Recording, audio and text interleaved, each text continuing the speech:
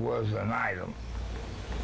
They ran together, they ran the streets together. They done their hustling together. And Connie and Teresa started messing around together. You mean in lesbian type relationships? Correct. Okay.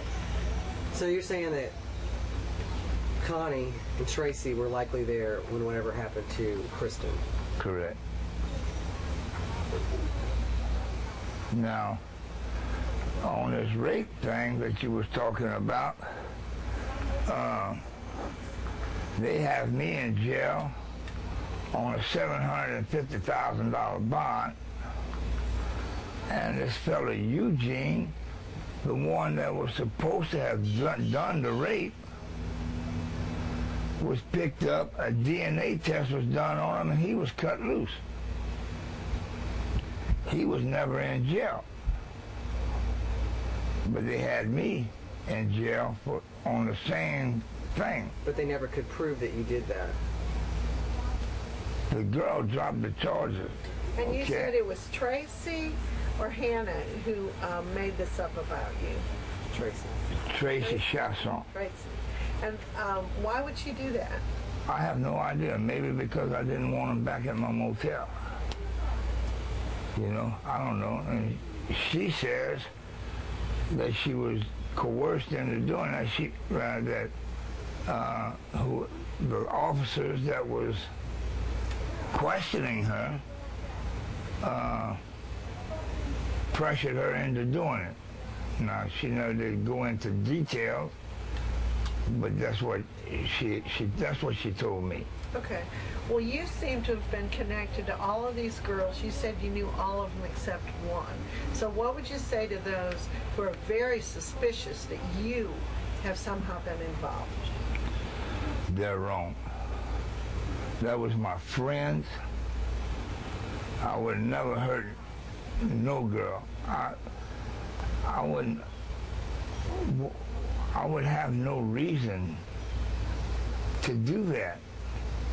You know, no reason whatsoever, because none of these girls was a threat to my life, and that would be the only way that I would ever be able to take someone's life would be to save my life or one of my children's life. I mean, would some of them know something about you that you wanted to keep hidden?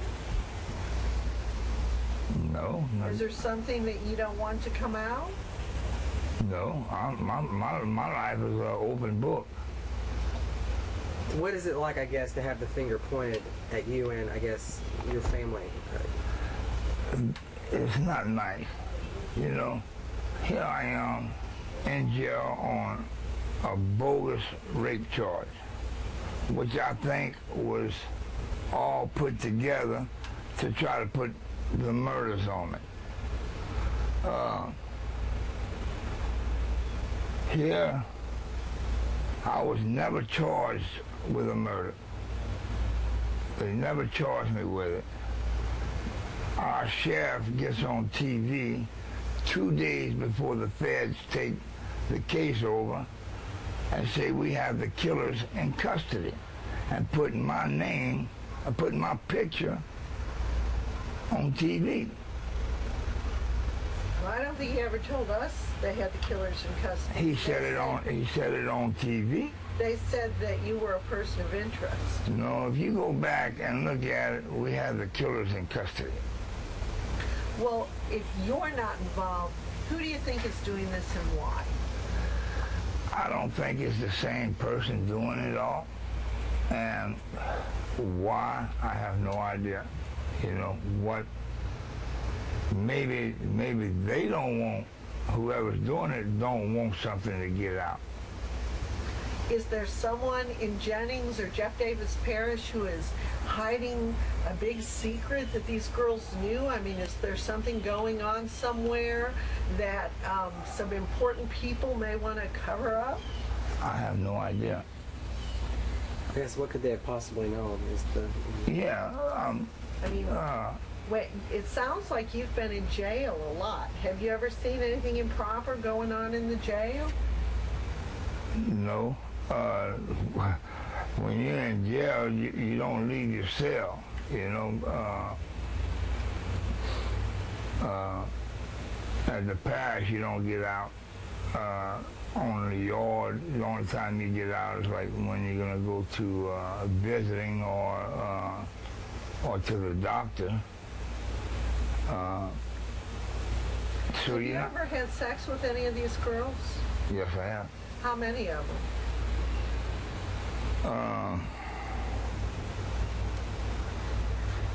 Almost all of them. At one time. At one time or another. Yeah, at one time or another. You know. How many sexual partners you think these girls had? Oh, I have no idea. Is it true they would turn tricks for drugs? I can't answer that. You know, I don't know what they would do. You know, I'm sure that that it would come, you know, in that line. And when you're doing drugs, that, you know, it's normally how you go about making money. You know. What about Teresa Gary? Tell me about her, and what do you think happened to Brittany? Brittany was a good little girl. Poor baby, she was nothing but a little child. Teresa, I've been knowing Teresa a long time. I've known Brittany's daddy, Pappy, a long time. And I've seen Brittany as another one that would call me Uncle Frankie. My brother was dying with cancer, and Teresa and Teresa's lover, Lil Bit, came and stayed in that camper and took care of my brother. And Brittany was around a whole lot. Well, wait, who's Little Bit? Girlfriend. No, but I mean, what's Little Bit's real name? I'm not sure. Okay, so Little Bit was not Katie. Brittany? Well, they call Brittany Lil Bit. But there was somebody else they called Little Bit too? Yeah, Teresa's girlfriend. Katie. Katie. Okay, well, what about, we've heard rumors that, you know, Teresa Gary may have been pimping out her own daughter. What do you know about that? I've never seen that. I've never seen Teresa do that. Okay, well, tell me what you know about people having sex with Brittany. How young was Brittany when they started having sex with her? I don't know that. I don't know. Did you ever have sex with Brittany? No. No, Brittany was a child. I have kids older than Brittany. And Brittany would sit down on this porch and visit with my daughter and my nieces. When you were talking about being in a crack house earlier, which crack house was it? The one on down here on Craig and Plaquemine. Craig and Plaquemine? Okay. Well, what about, did you ever go to one on Andrews Street? I've been there before. Tell me about that one. Whose house is that? A fellow by the name of Dwight. Dwight who? Do you know his name? I don't know his last name. And who owns that one down there? That was Roxanne that owned that one. A lot of people just come and go, or Yeah. in and out? Yeah, in and out. So, I mean, what do you think is going to happen? Are there going to be more girls or what? I sure hope not. But I hope they hurry up and find out who's doing this. Find the person or persons that's doing it, you know. And like Whitney Dubois, I am at my friend's house in the back over here helping him jumpstart his car. Jamie Trohon, the fella that found found Whitney, drove up and said, man, I wish there was something that I could do for the family, because I'm the one that found Whitney. Well, I was real good friends with the Dubois family. Whitney's oldest brother was my best friend in school. Mike? No, Kenny. Mike was a good friend of mine too. He lived right over there. You can see his house from here if you look through in between them houses. But Mr. and Miss Dubois, I had nothing but the utmost respect for them. And Mr. Dubois had been fighting cancer. And the fellow that found Whitney was married to a girl, which her dad is a millionaire, Mr. Price, from Lake Arthur. And Jamie said, my father-in-law said that he would pay for the funeral to help the family out, because Jamie and his wife had found Whitney. Well, I knew the Dubois real good. I mean, Mike's a good friend of mine, was a good friend of mine. Miss Dubois and Mr. Dubois fed me. I slept at their house. I said, well, look, I know the family. Let me bring you over there.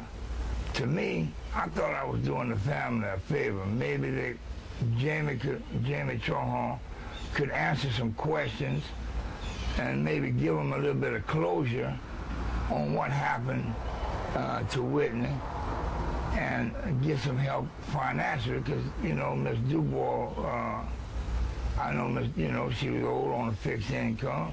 I figured she could use the help.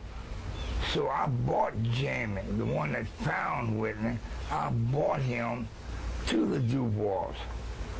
And when they started talking, I left, and, you know, I went outside and let them do their talking. And they ended up getting the funeral paid for by the father-in-law of the fellow that found Whitney. I thought that I was doing the family some good, a favor. I was trying, you know, and then turn around, and Mike Dubois and his daughter Brittany want to accuse me of killing this girl. And God knows that I didn't do that. What do you say to those who call you a liar? I call them a liar. They're wrong. And I have an alibi for all night long of when Whitney died. What's your alibi? I had a friend that was sitting right here with me. Whitney, I met Whitney right here in the driveway. She was going to my brother's camper. Talked for a couple of minutes. She went into the camper. Me and my friend left. We went down the road where he stayed. And when we got back right here, Whitney was over there by the stop sign, that first stop sign right over there by Hobart and McKinley. And that was the last time I seen Whitney. And how many days after that was it? She was found a couple of hours later on the gravel road. Now, how upset are you about the deaths of these women?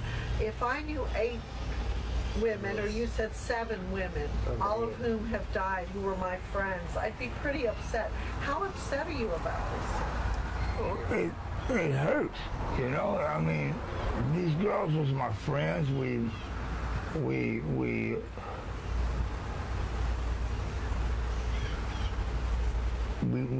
friends, And to be accused of having something to do with their murders angers me. Especially to have a family like the Dubois, which I was close friends to, and done what I could to help them try to find out what happened, to turn around and accuse me of killing their sister. Do you think there's a serial killer at work here? I think that it's more than one person doing it. Why do you think that?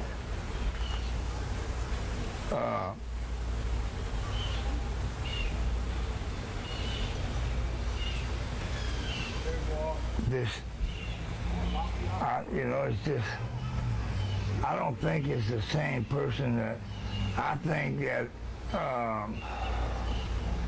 the people that killed Christian is different people from the others. Now, can you tell me why you think that?